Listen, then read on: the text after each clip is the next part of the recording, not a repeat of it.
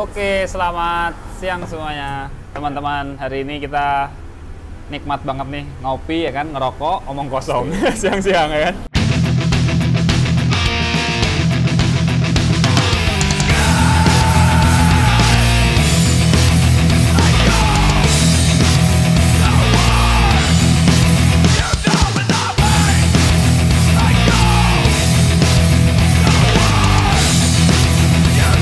Hari ini kita judulnya itu ya Mas? Iya, judulnya gitu.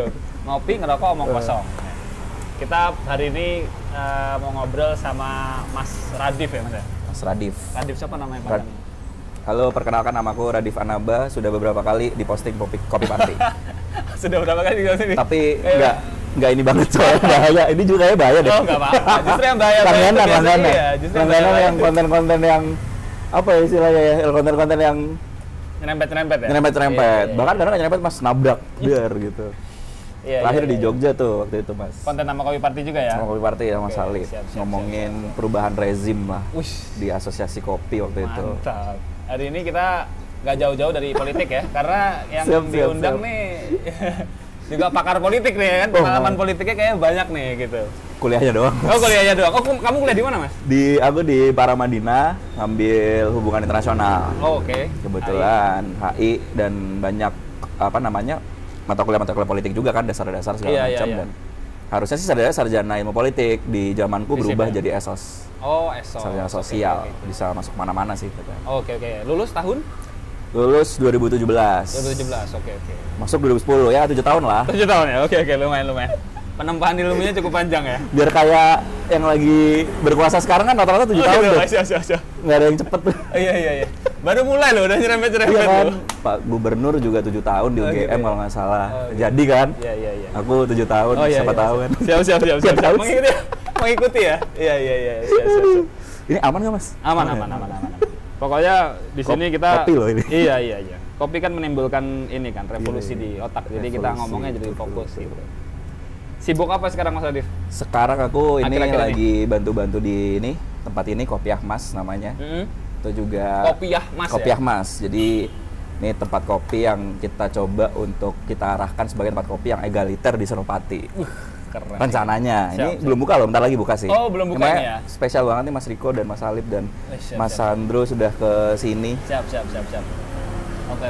Jadi lagi sibuk Baru-baru setup sini ini ya, Kopiah sama Mas masih ini sih kayak lagi coba-coba ngerjain event. Oh, oke. Terus Event coba kopi nih? Event apapun sih Oh, sebenarnya apapun. sama bareng teman-teman juga. Terus mungkin ya rencana masih ini sih pengen juga ngembangin satu komunitas dan organisasi yang aku bangun di tahun lalu. Kebetulan bareng Pak Wakil Menteri Pertanian juga kemarin Oke. sempat audiensi, jadi kurang lebih kayak gitu aja lah. Organisasi atau komunitas itu tentang kopi juga atau Enggak sih, lebih ke kreatif, Oh, anak muda kreatif, kreatif gitu. Wakil Menteri Pertanian ya? Iya, Pak Harfik. Itu memang tokoh NU ada tujuan ke sana buat merangkul Hmm. teman-teman atau memajukan ekonomi kreatif atau Sebenarnya endgame-nya akan ke sana, cuman kemarin itu kebetulan aja ada teman jadi staf tenaga ahlinya. Jadi kebetulan kan memang saling kenal juga dari zaman aktivis dulu kan. Zaman-zaman sesama aktivis dulu akhirnya kita mikir nih mau ngapain nih ketika kita udah di bidang masing-masing gitu kan. Terus akhirnya ya udah mau nggak ketemu Pak Wamen, kita ngobrol-ngobrol, terus tahu dia aku juga beberapa tahun ya 7 tahun terakhir di kopi gitu, mungkin ada satu dua hal yang bisa terkoneksikan gitu. Akhirnya ya udah kita coba bikin satu gerakan anak muda kreatif gitulah, cuman masih belum kita rilis karena masih nunggu dapat jatah-jatah APBN lah ya tahun ini gitu kan. Siap. Cuma Mas kalau nggak bisa gerak gitu kan, Iya, harus iya. bisa gerak tuh ada Iya. logistiknya gitu. Betul. Sepakat. Oke. Maksudnya kan terang-terangan aja gitu ya. Iya, jadi, nggak apa-apa, harus gitu memang. Iya, Kan kita jadi aku mikir transparan. tuh bisa kali ya kita bikin satu ormas yang baru gitu ya, yang mungkin bisa coba pelan-pelan mematahkan pola pikir orang tentang ketika kita ngomongin ormas, pasti kepikirannya itu kan. Iya. Kayak gitu loh. Jadi oh ini yang suka ini gini. Nah kan bisa Yang juga radikal ya, kan. yang Iya radikal kan ya. bisa juga ormas tuh bisa dalam bentuk yang modern, yang bisa penuh gebrakan juga, yang sesuai atau relate dengan kondisi hari ini juga kan. Iya. Ya, Sepakat, kita coba sepakat, bikin-bikin lah. Bagus, bagus, bagus. Udah jalan tuh, Mas? Belum sih, belum. Masih apa namanya, masih penggodokan. Kita coba bikin struktur. Kita scouting juga teman-teman yang berpotensi juga gitu kan. Soalnya kan kita ngomongin ke depan juga, ini long term, kayak bikin organisasi aja sih, Mas. Jadi pelan-pelan. Cuman kalau misalkan udah ada amunisi ya, jadi kita bisa percepat tuh sebenarnya. Siap. Kalau ada yang modalin gitu.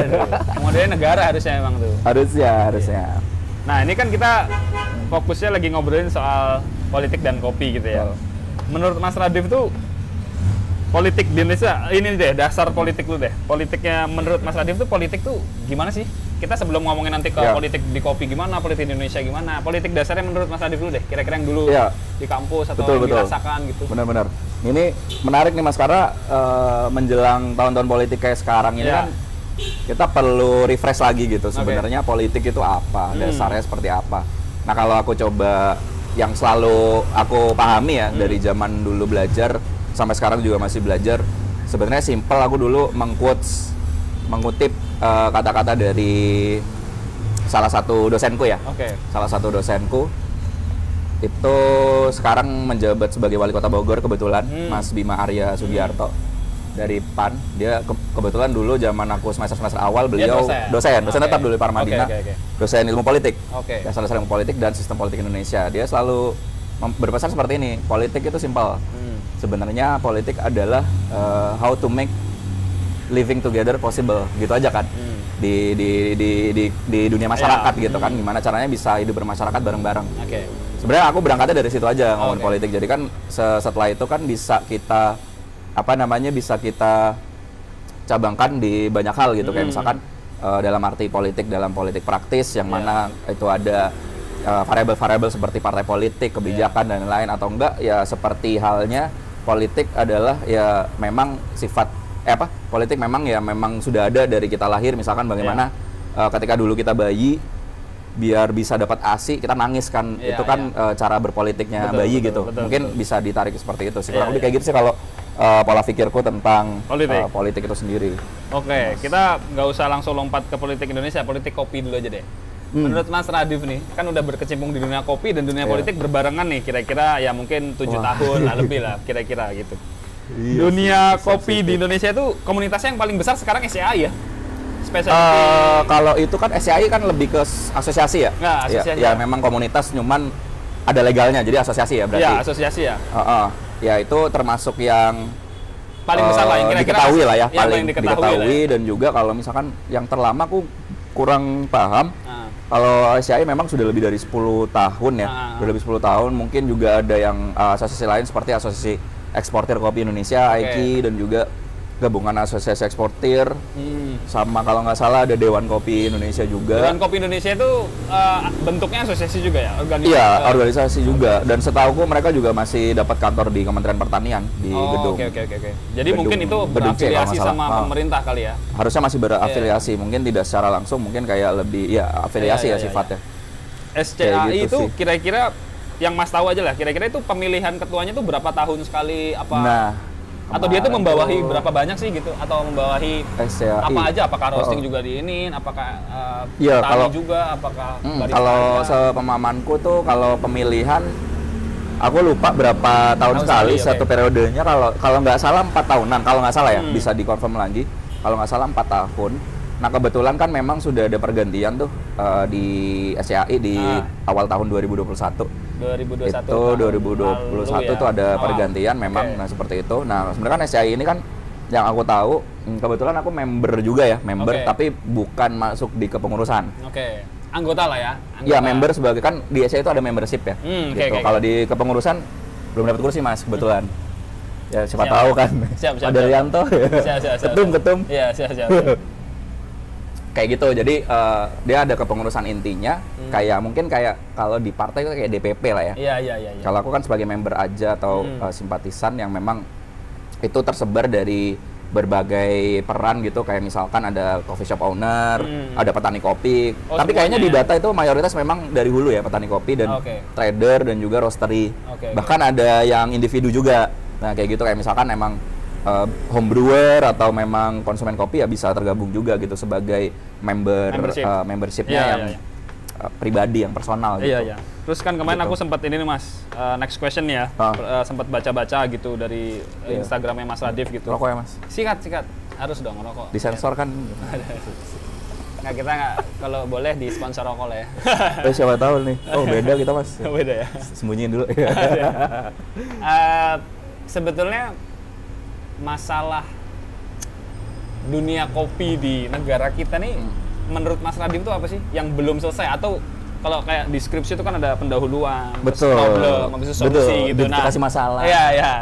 Kira-kira Research question 1, research question 2. kita langsung membahas aja problemnya aja deh langsung deh. Kalau Iya. problemnya menurut Mas Radif yang paling besar ya, yang paling besar problem dunia kopi di Indonesia itu apa Indonesia? sih? Nah, di Indonesia nih.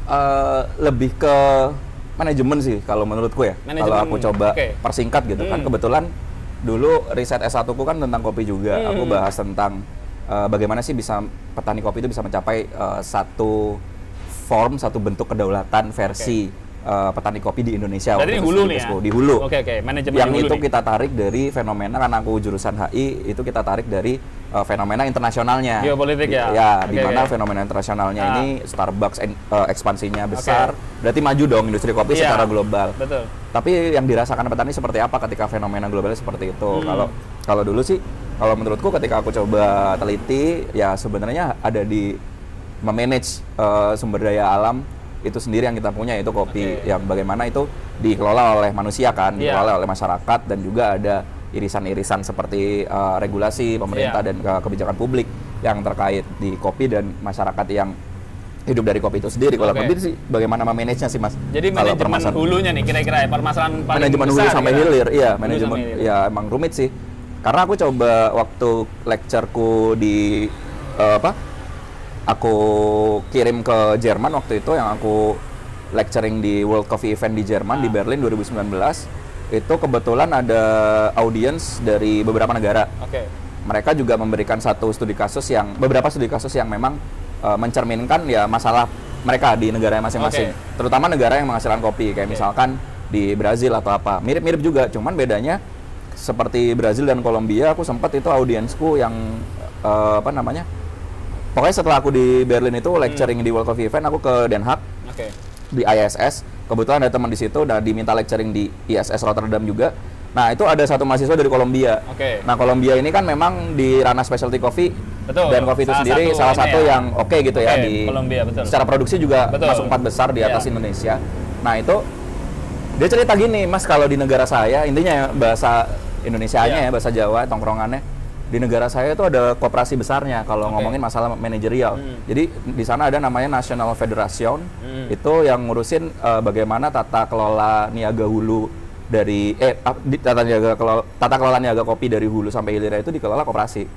Nah, mungkin ada kaitannya dengan sistem politik di sana berbeda dengan kita. Betul. Mungkin gitu. Kan Amerika Latin masih banyak irisan-irisan sosialismenya di situ, sehingga mereka terbiasa untuk berkooperasi gitu. Dalam contohnya di kopi gitu, dan efeknya apa? Ketika ada krisis harga di kopi, di dunia kopi internasional, mereka kuat, bahkan mereka punya posisi tawar, sudah digoyang karena berkooperasi dari hulu sampai hilirnya. Jadi kalau misalkan ada trader, tengkulak, atau bahkan buyer langsung direct trading dari roaster atau beberapa toko kopi di internasional, ya mereka akan mengikuti kesepakatan harga yang memang disepakati oleh koperasi besar ini. Koperasi besarnya ini gitu. Jadi punya bargaining position gitu. Nah, di Indonesia kan gitu ada nggak? Koperasi besar gitu yang menaungi, contoh misalnya koperasi kopi Indonesia gitu, semuanya ada koperasi Mas, cuman nggak seperti itu yang aku tahu gitu. Karena mungkin memang kecil kali ya, nggak sebesar itu. Mungkin nggak bisa langsung jadi satu gitu ya. Mungkin satu hal karena kita mungkin lebih terbuka sistemnya, atau lebih demokratis atau seperti apa. Jadi bisa saling membuat skema yang sama. Misalkan buat skema koperasi, ya akan ada koperasi A sampai Z gitu yang melakukan hal yang sama. Jadi tidak bisa dijadikan untuk bagaimana itu bisa jadi bargaining position untuk seperti yang terjadi di Kolombia gitu. Jadi ya udah masing-masing ya, efeknya adalah ada yang petani yang lebih maju dan ada yang tidak lebih maju gitu.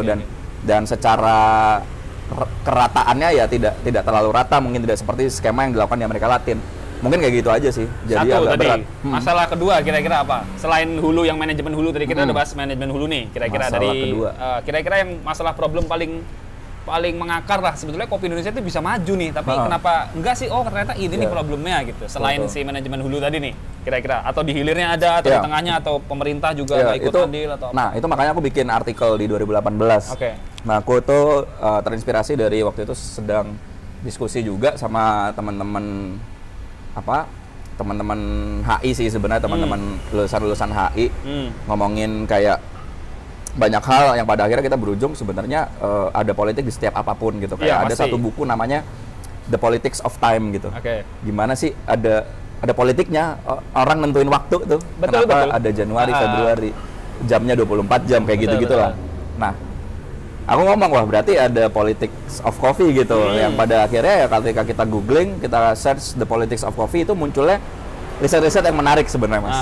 Nah aku coba bikin artikelnya. Jadi kayak artikel sederhana aja sebenarnya. Waktu itu momentumnya di 2018 aku mikir 2018 itu mau perpanjangan Jokowi 2019 ya? Tahun politik juga? Iya tahun politik, karena waktu itu gini. Jadi 17 aku baru selesai kan risetnya, HI baru lulus. Nah sebenarnya aku dulu tuh pengen bikin satu naratif namanya coffee diplomacy.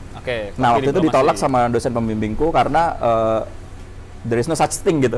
Masih yang baru ada tuh kayak misalkan diplomasi ekonomi, diplomasi budaya itu baru ada, baru bisa disebut gitu. Jadi akhirnya cobalah cari judul lain kan adalah kopi, yang pada akhirnya di 2018 itu ada satu fenomena menarik karena Kementerian Luar Negeri itu tiba-tiba ngomong di media, oh ini diplomasi kopi. Waktu itu momentumnya Jokowi lagi ke New Zealand kalau nggak salah, itu dijamu sama kopi gitu loh. Intinya perjamuannya itu minum kopi. Yang pada akhirnya statementnya Menlu waktu itu, oh ini diplomasi kopi gitu. Oh sayang udah lulus tuh, kok bisa nih dipakai gitu. Akhirnya dari situ, oh ternyata udah masuk nih konten yang konteksnya tentang kopi itu sudah terjun di ranah politik, meskipun memang itu dari dulu ya. Bagaimana politik dagangnya segala macam. Nah ini kan menarik ketika ini digunakan untuk kepentingan yang bersifat kebijakan publik dan bahkan politik praktis, karena di tahun yang sama menuju 2019 itu banyak banget tokoh-tokoh politik menjadikan kopi itu jadi toolsnya mereka untuk ke masyarakat gitu, untuk turun ke masyarakat. Karena dekat banget nih kopi sama masyarakat nih. Kayak kalau pernah ingat ada satu video atau foto gitu Fahri Hamzah lagi nyeduh kopi, tapi betul. Gak ada kopinya sebenarnya, jadi cuma dripper. Kayaknya lagi di acara apa gitu ya. Di acara apa gitu ya, kan memang sah-sah aja ya untuk politikus untuk melakukan itu. Cuma kan itu menarik tuh gitu. Jadi seperti itu, dan pada akhirnya aku melihat banyak hal yang dari pemerintah itu banyak, kayak misalkan kalau kita cek LPSE di kementerian-kementerian misalkan, open tender yang ada di LPSE itu banyak banget yang kopi. Padahal itu bukan Kementerian Pertanian atau bukan Kementerian Perindustrian atau bukan Kementerian UMKM atau apa gitu. Tapi banyak banget akhirnya gitu kan. Kayak bikin prasarana kopi, bikin bimbingan teknis, BIMTEK terkait kopi itu kan. Itu kan banyak, itu udah mulai banyak Mas di tahun itu. Mungkin di tahun sebelumnya sudah ada, cuman lebih ngetren lagi gitu. Nah gitu, sampai akhirnya aku melihat, oh berarti ada permasalahan lagi. Misalkan kalau yang tadi kita ngomongin memanage ya secara general, bagaimana memanage-nya dari hulu sampai hilir, ini aku mikir dari sisi government nih. Karena waktu aku sempat ngomongin tentang government waktu lecturing itu, yang bahas penelitianku, ternyata peran government cukup besar kayak di negara-negara seperti Brazil sebagai regulator ya. Nah itu kan kalau di Indonesia seperti apa nih? Nah sangat disayangkan ketika aku temui di lapangan beberapa kali misalkan beberapa kali ke kebun-kebun kopi, ngobrol gitu ya, secara acak gitu ngobrol gitu kan. Itu banyak hal seperti ini, kebijakan-kebijakan yang kurang tepat sasaran, misalkan misalkan petani kopi dikasihnya bukan palper gitu, tapi dikasihnya mesin espresso gitu. Nah itu kan agak susah ya, itu lebih ke hilir ya kalau itu mesin espresso ya. Tidak tepat ini kan, tidak tepat kebijakan gitu, tidak tepat sasaran gitu, dan itu banyak terjadi. Nah itu makanya yang artikel yang aku tulis itu kritiknya mengarah sana. Tapi sebetulnya niatnya pemerintah tuh udah bagus nih, cuma tepat sasaran aja. Iya, niatnya bagus. Atau enggak niatnya bagus, cuman yang dikasih penunjukan langsung tendernya niatnya kurang bagus, misalkan kurang bisa melaksanakan atau apa, atau enggak juga. Atau enggak kurang audiensi gitu. Makanya kan aku suka banget tuh ngajak teman-teman di kopi, senior-senior juga untuk audiensi gitu dengan governmental level gitu. Jadi gimana bisa bisa dapat apa ya, bisa dapat attention juga bahwa kalau yang sebenarnya melakukan di industri kopi itu aktor-aktornya ini loh, ada petani, ada di supply chain ada banyak peran lah, ada trader, ada tengkulak, ada apa namanya, ada barista, ada roaster, bahkan ada penulis gitu, ada banyak perannya gitu. Kalau misalkan mau bikin kebijakan-kebijakan ya monggo, kita bisa audiensi, kita bisa develop bareng. Cuman sayangnya mungkin itu jarang dan susah bisa tercapai karena mungkin kita tidak terlalu kuat political backupnya atau seperti apa gitu kan, atau ada orang yang sudah langganan untuk dapat jatah project pemerintah yang bisa masuk duluan gitu. Jadi pada akhirnya ya audiensi percuma itu menjadi percuma gitu. Jadi padahal bagus gitu sebenarnya. Itu yang aku rasakan sih beberapa kali Mas gitu Radif ya. lah kira-kira kebijakan pemerintah sekarang yang baik apa tentang untuk kopi, yang buruk apa untuk kopi, yang kurang tepat lah, nggak usah kita bilang buruk lah kayaknya terlalu. Yang kira-kira wah bagus nih sebetulnya gitu, yang ini wah kurang nih gitu. Kalau yang bagus nih, ini yang lagi hits juga mas. Jadi itu teman-teman di SCAI, di Specialty Coffee Association of Indonesia, dari Pak Sekjen, Pak Aldi itu, dan juga Pak Ketum, Pak Daryanto, itu sedang membangun satu piloting saat ini namanya PMO Kopi Nusantara. Itu Kopi bersama Nusantara. Erick Thohir, Pak Menteri BUMN. Nah itu tujuannya apa tuh? PMO Kopi Nusantara ini waktu aku Januari mendengarkan langsung dari Pak Erick Thohir waktu itu di PDI Perjuangan itu lagi bikin satu acara kopi webinar hybrid sih sebenarnya. Dalam rangka ulang tahunnya gitu ya. Ulang tahunnya PDIP. Waktu itu mengundang 3 menteri. Waktu itu ada Erick Thohir, ada Bu Siti Nurbaya, Kementerian Lingkungan Hidup, terus ada Pak Teten Mas Duki dari Kemenkop UKM. Nah itu membahasnya kopi semua, tiga-tiganya. Nah waktu yang menarik adalah yang Pak Erick Thohir nih, aku di situ tahu dia beliau sedang membuat satu skema yang aku tangkap ya, PMO Kopi ini adalah satu skema yang ditujukan untuk meng-create satu ekosistem modern sih, dari hulu sampai hilir. Kurang lebih intinya kayak gitu, kayak bagaimana kebun, petani, trader, terus ada asosiasi, terus ada pebisnis kopi di hilir, itu bisa dalam satu pintu, dalam perputaran cash flow, ekonominya, supply-nya nyambung dan dalam satu pintu gitu. Makanya di situ waktu dijelaskan itu ada beberapa brand kopi seperti Common Grounds dan 2 kopi yang turut menjadi kolaborator dari kolaborator dan off-taker harusnya, yang nama-nama besar brand kopi lokal untuk tergabung di situ. Untuk lebih lengkapnya, kalau nggak salah kemarin teman-teman juga sempat menarasikan itu. Sedang di-develop juga. Pilotingnya itu kemarin kalau nggak salah di Lampung. Itu ada ekspor pertama lah. Lampung tuh salah satu supplier ekspor kopi terbesar gitu, di Indonesia.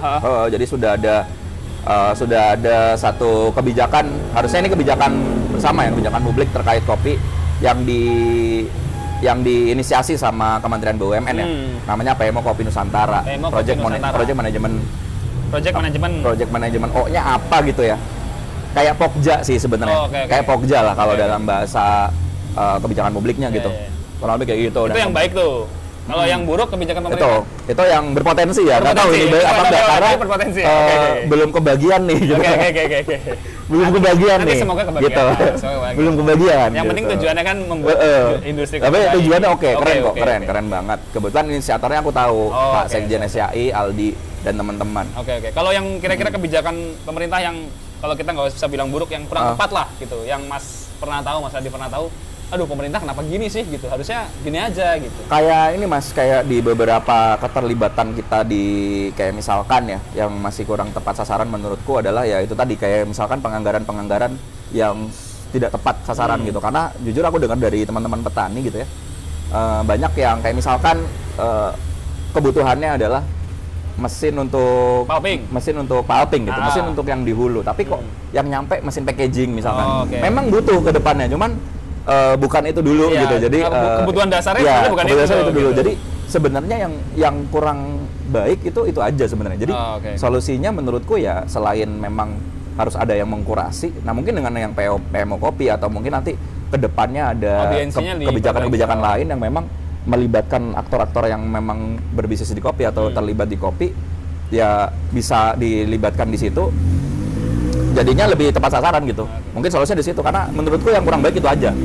Menurutku ya Mas, yang kurang baik itu aja gitu. Oke. Wah, menarik nih, menarik. Ekspor impor nggak? Apa? Ekspor impor gimana kira-kira? Wah, aku menurut Mas Radit belum sampai sana belum sih sampai sana, masalahnya. iya. Ekspor impor. Tapi Indonesia ini kemarin tak riset terakhir nomor 4 ya. Kayaknya masih nomor 4 ya? Penghasil, bukan eksportir ya. Penghasil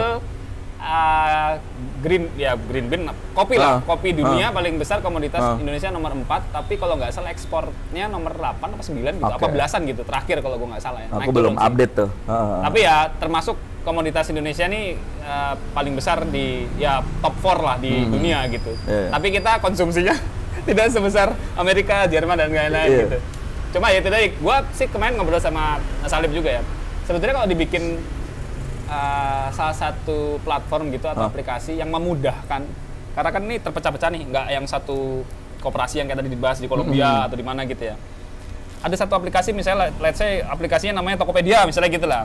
Tapi aplikasi ini khusus membantu UMKM atau petani-petani kecil ini untuk mengekspornya jadi lebih mudah gitu. Jadi ini dia platform penengah aja nih, broker penengah. Oh, gue punya kebun 1 hektar gitu ya. Oh, gue ada green bean nih ada 50 kilo, apa 100 kilo, apa 1 ton gitu. Gue tinggal cari aja di sini, ntar dijemput apa segala macam gitu. Mungkin, tapi itu masih jauh banget lah kira-kira. Kita juga kan nggak tahu tuh aturan ekspornya harus pakai PT-nya gimana, SIUP-nya gimana dan lain-lain kan gitu. Regulasinya gimana ya? Regulasinya gimana gitu. Nah, mungkin kalau ada platform itu yang bisa membantu, mungkin menaikkan tingkat ekspor kita ke dunia kali. Dulu tuh aku sempet bikin kayak ngedevelop satu ide bareng teman-teman juga. Mirip-mirip kayak gitu sih Mas. Cuman kayak nggak menyasar di petani kopi aja, tapi kayak lebih ke semua. Gimana sih bisa ada satu integrated system yang mungkin pada akhirnya ya seperti PMO Kopi Nusantara ini gitu, yang mungkin mirip-mirip seperti membangun ekosistem ya. Bangun ekosistem sebenarnya dan kurang lebih seperti itu, dan itu banyak kok yang beberapa teman-teman di kopi juga, terutama yang mungkin sudah lebih lama juga itu juga udah berpikir ke arah sana. Kayak dulu sempat juga ada satu sistem blockchain yang pengen dibikin juga, dan kalau nggak salah ada juga yang sedang berkembang juga pakai blockchain, aku lupa namanya, itu kayak gitu juga, tapi blockchain. Mungkin belum terlalu bisa memasyarakat, mungkin karena kita belum terlalu advance mungkin terlalu advance, mungkin juga karena kita harus bertahap kali ya. Jadi kayak misalkan mungkin kayak skema PMO Nusantara ini mungkin yang lebih tepat, atau mungkin kita nggak di situ dulu nih. Misalkan kita lebih ke memanage kayak resources-nya itu sendiri, kayak misalkan ekspor mungkin sekarang ini lebih mudah dengan adanya keterbukaan informasi, lebih terbukanya informasi, tapi apakah barang yang diekspor ini sudah memenuhi standar yang mau bayar gitu kan. Kadang kan kayak gitu, kayak waktu aku ketemu sama salah satu asosiasi tentang sertifikasi gourmet, produk-produk gourmet di Paris. Itu mereka sebenarnya bisa membantu banget gitu, kayak misalkan membantu mengkurasi produk-produk mana yang bisa masuk marketnya di Paris, market gourmet atau di retail gitu kan. Nah, seperti itu mungkin bisa membantu, kayak misalkan memunculkan beberapa platform-platform yang itu berkaitan dengan pengembangan mengarah ke sana gitu, kayak kayaknya mungkin butuh lembaga sertifikasi kali ya. Lembaga sertifikasi bahwa ini layak untuk diekspor ke negara ini, negara itu, negara ini gitu. Jadi kayak MUI-nya gitulah, tapi di bidang kopi nih gitu. Karena pertarungan kita kan melawan misalkan fair trade. Lembaga sertifikasi internasional seperti fair trade, seperti USDA, sertifikasi organik segala macam. Itu kan yang bisa jadi kita nggak masuk ke standar mereka gitu, tapi seharusnya itu kan mereka swasta juga sebenarnya, mereka yang meng-create satu standarisasi melalui sertifikasi. Nah, bisa jadi dengan dari dalam negeri kita ada lembaga sendiri kayak SNI deh, kayak SNI atau yang lagi rame lembaga halal nih. Lagi rame. Kita kan mau coba menginternasionalisasikan halal nih di Indonesia dari segala sisi, dari segala sektor.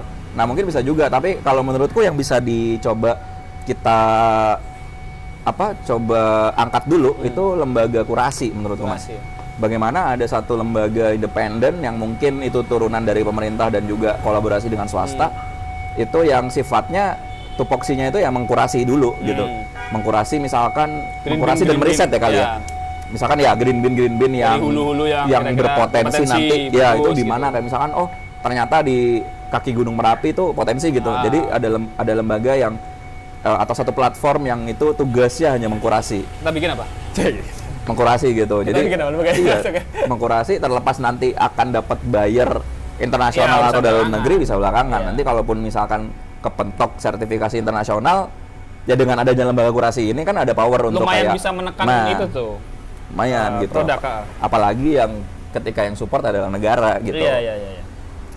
Kan membantu serapan anggaran kita juga kita Mas kalau misalkan dapat nih kita bikin nih lembaga kurasi gitu ya. Iya. Kita bikin lembaga kurasi terus ternyata disupport sama negara. Negara kebantu untuk realisasi anggaran terserap. Menurut Mas Radif nih kira-kira kurang sosok gak sih di Indonesia nih untuk memperkenalkan wah ini kopi nih, kayak contoh lah Pak Jokowi kan kemarin ke Tuku tuh ya kan langsung booming banget Tuku gitu kan, atau misalnya ke Sejiwa di Bandung gitu kan. Itu kan sosok yang salah satu membantu menekan konsumsi kopi di negara kita sendiri lah gitu. Tapi habis itu ya udah selalu aja gitu. Menurut Mas Radif kurang sosok kayak Pak Jokowi gitu nggak sih? Satu lagi atau siapa yang terkenal banget lah gitu, tapi kopi terus karena memang bahasnya. Kalau gue Pak Jokowi memang salah satu tokoh yang sangat besar efeknya untuk mengendorse sesuatu gitu kayak misalkan motor custom gitu kan. RI1 gitu Mas, maksudnya betul. Emang yang paling oke gitu. Jadi kalau misalkan kita ngomongin tokoh yang bisa memboosting seperti kayak misalkan kita coba angkat narasi tentang gimana kita masyarakat Indonesia itu bisa 12 kilo per tahun mengkonsumsi kopi per kapitanya ya gitu. Seperti mungkin kita coba bisa naikin serapan dalam negeri seperti di negara-negara lain. Kalau tokoh sih aku belum bisa bayangin siapa gitu ya, tapi bisa mungkin dari kalangan, sebenarnya dari kalangan artis sudah banyak sebenarnya, dari kalangan artis. Cuma kalau yang di luar Jokowi dari tapi Pak Jokowi gitu, makanya jadi agak tricky gitu. Kecuali kayak misalkan gini, kayak misalkan Hugh Jackman itu kan punya project kan, Ducales Project itu dia bikin satu dokumenter film dan project sosial bantu bukan korban sih, bantu anak-anak dan masyarakat miskin di Ethiopia ya, di negara Afrika lewat kopi gitu. Nah mungkin kita butuh sosok-sosok yang seperti itu, levelnya gitu.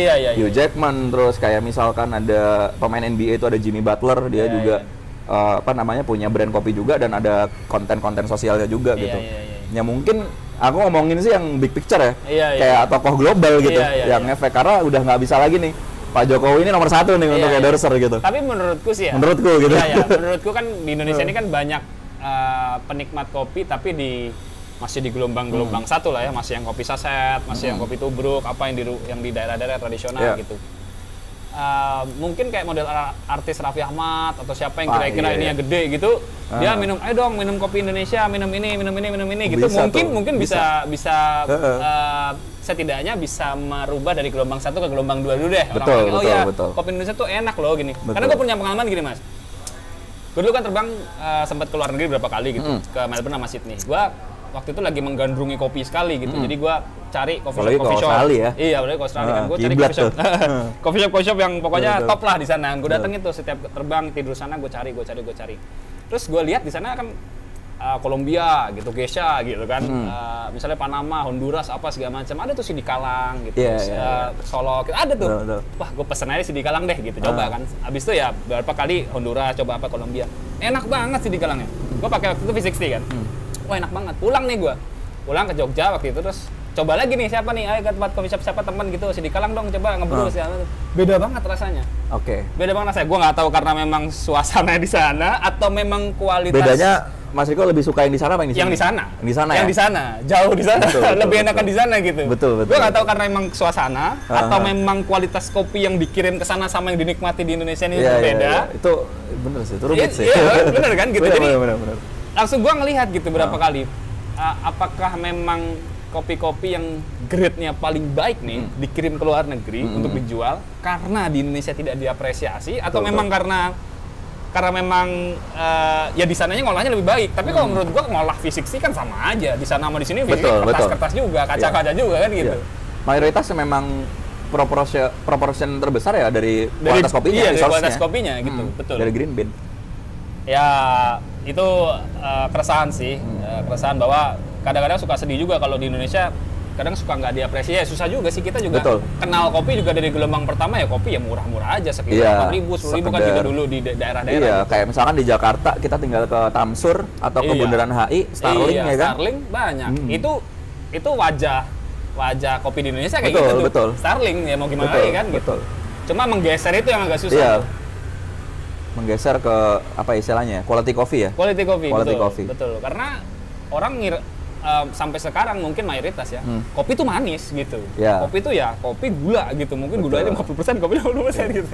Ya itu yang susah menggesernya, bahwa kopi itu dengan cita rasa karakter yang berbeda itu enak juga gitu. Dengan pengolahan yang baik, dengan Bahwa kualitas yang baik. ada nilai-nilai historical dan Betul, lain-lain. betul. Kalau menurutku kalau ngomongin influencer ya, kayak menarik tadi Mas, kayak ngangkat Pak Jokowi gitu ya, bisa mengendorse. Menurut gue sih kurang tokoh, menurut gue. Kurang tokoh, kayak kurang misalkan tokoh yang kayak, memperkenalkan dan menikmati gitu. Kayak- Cuma sekali 2 kali gitu. kayak bola sekarang ya. Kayak contohnya bola. Sekarang kayak Prilly, Raffi, mungkin tokoh-tokoh selebritas besar di Indonesia Iya. yang berpengaruh sekarang ke arah bola gitu. Betul. Nah, itu kan dilakukan serentak. Iya, terus langsung bola Satu figur melakukan ini dilakukan yang Iya, lain. betul. Nah, bayangkan kalau itu ada satu Terjadi perintah di gitu kopi, misalkan iya. Pak Jokowi merintah influencer kopi nih. Iya, iya. 12 kilo per tahun konsumsi. Iya, iya. Wah, mereka campaign bareng-bareng. Betul.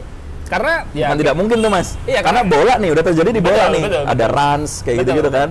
karena komoditas kopi juga nggak main-main kan, maksudnya 4 dunia loh, kita dulu sempat 3 dunia gitu. Betul. Bahkan dulu sempat yang rame kan, sempat wah sama Rusia tukar kopi, VCO sama apa, sama pesawat, Oh apa iya. segalanya kan, Itu dulu sempat sempat ada. beredar tuh. Itu Iya, kan iya, hebat iya. loh. Menurut Itu kita kan, sempat wah ini beredar. sumber daya alam Sempat kita beredar. bener juga nih, berani di trade Bener-bener. gini kan gitu. Bener-bener. Hebat tau kita sebetulnya Iya. ya, cuma ya mungkin pemerintah belum melihat itu Itu aku sebagai kayaknya potensi baca yang- di waktu rilisan KBRI Moskow deh, Iya, waktu iya. ekspor pertama kita ke Rusia.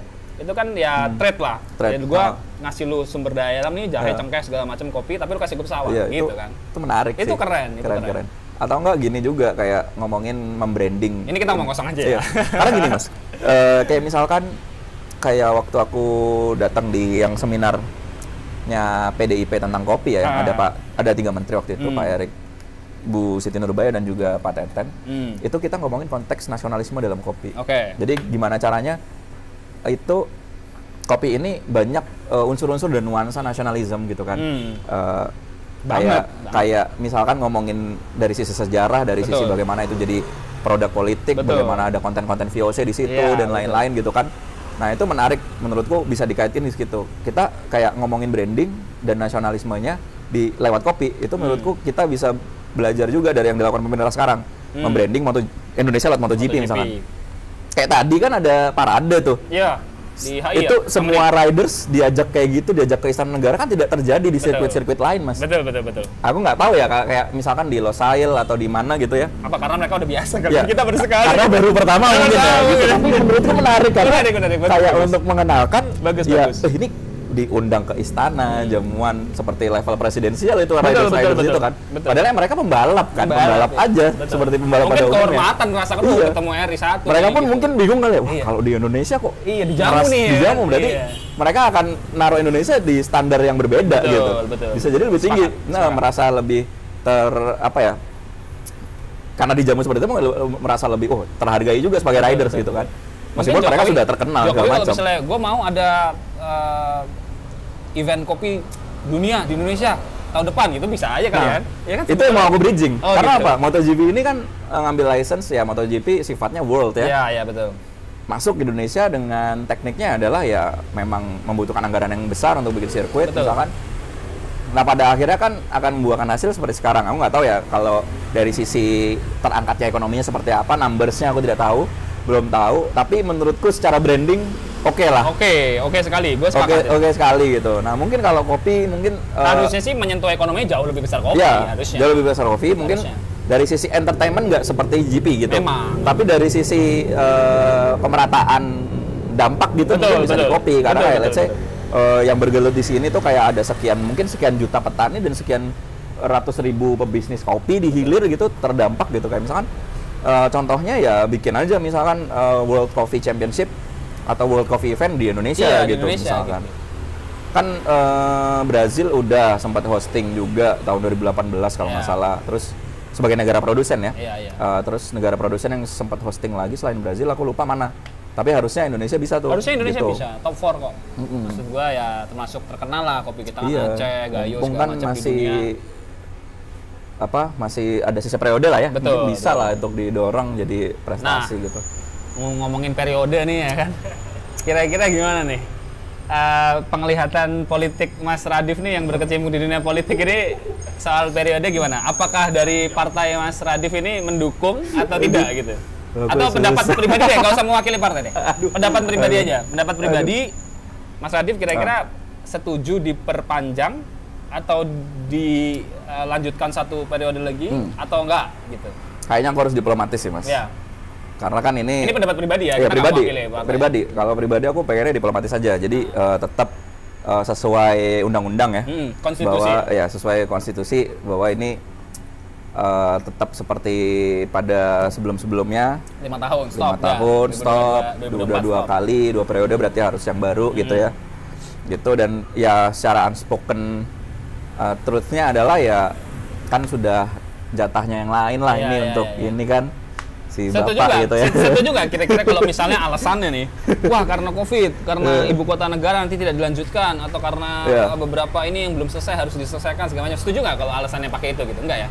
Kalau aku enggak sih, Ya. enggak Tetap setuju memang sih, harus tetap harus berjalan. harus ditaati gitu ya. Karena belajar kayak pilkada kemarin, pilkada tetap berlanjut toh, karena kayak Walaupun karena COVID, walaupun nggak ada, COVID, jalan justru aja karena COVID gini kan spendingnya makin minim ya, Iya, jadi lebih kecil ya. lebih kecil karena kan tidak harus bikin keramaian betul. Tapi seperti biasanya iya, gitu. Betul. Tapi yang kena COVID lebih banyak kok. Itu dia tuh. Biayanya sedikit tapi kena COVID lebih Iya, banyak. gitu makanya kan bahkan kalau menurutku kayak dia harusnya 2024 udah enggak lah ya. Iya, harusnya nanti gitu harusnya kan. sih udah stop, udah endemi lah. Udah harusnya. aman lah Iya, gitu. tahun ini sih menurut gua juga udah stop lah, Udah mulai- stop lah, udah beres lah, udah harus eranya cari duit lah gitu kan. Peta politik di 2024 kira-kira gimana? Ini gua nggak balik lagi, nggak bawa partai deh, nama pendapat pribadi lah.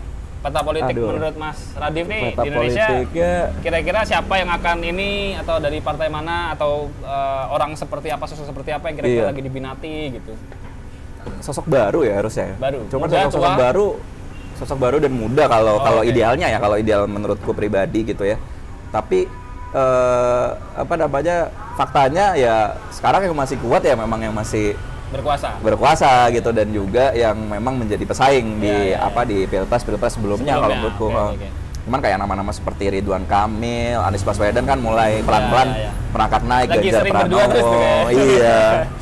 iya, Iya. Pak Sandi dengan stylenya sebagai Menparekraf udah berkecimpung di masyarakat banyak juga ya, bukan nggak mungkin ada sosok-sosok baru mungkin di wakil kali ya. Iya. Gitu. Seru. Politik Indonesia tuh seru kok, saya ngikutin juga. Tapi ya kopi itu yang masih belum, karena mungkin pemerintah fokusnya masih belum ke situ kali ya, belum merata gitu fokusnya. Belum merata. Jadi presiden belum nunjuk lu harus bikin kopi naik ya, lu harus bikin jagung naik ya, lu harus bikin ini. Jadi masih belum inilah.